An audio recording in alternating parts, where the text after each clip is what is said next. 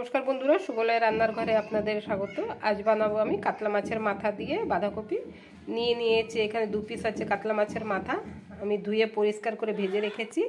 এখানে হাফ বাঁধাকপি আছে, সরু সরু করে কেটে নিয়েছি। একটা ছোট সাইজের আলু নিয়েছি, 2টো টমেটো, এখানে একটা পেঁয়াজ আছে, সে কুচি কুচি করে কেটে রেখেছি।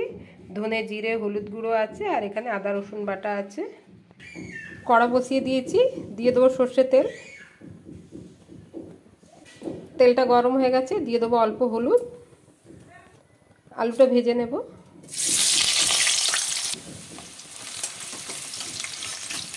আলুটা হয়ে গেছে, বের করে নিচ্ছি। দেবো একটা তেজপাতা, দেবো কেটে রাখা পেঁয়াজ, দিয়ে দেবো আদা রসুন বাটা,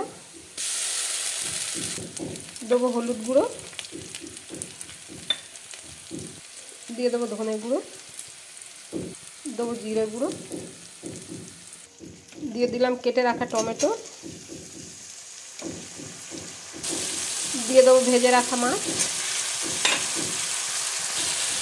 মাছটাকে ভালো করে কষিয়ে নেব মশলার সাথে। মাছের মাথাটা কষানো হয়ে গেছে মশলার সাথে, দিয়ে দিলাম বাঁধাকপি।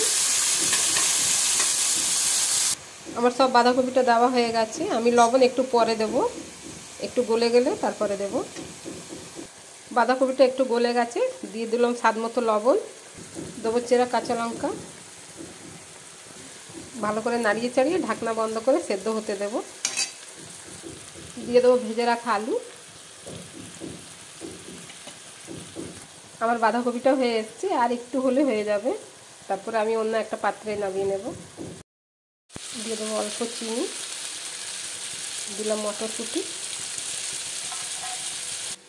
দিয়ে দেবো ধনে পাতা। আমার রেসিপিটা হয়ে গেছে, আমি অন্য একটা পাত্রে ঢেলে নিচ্ছি।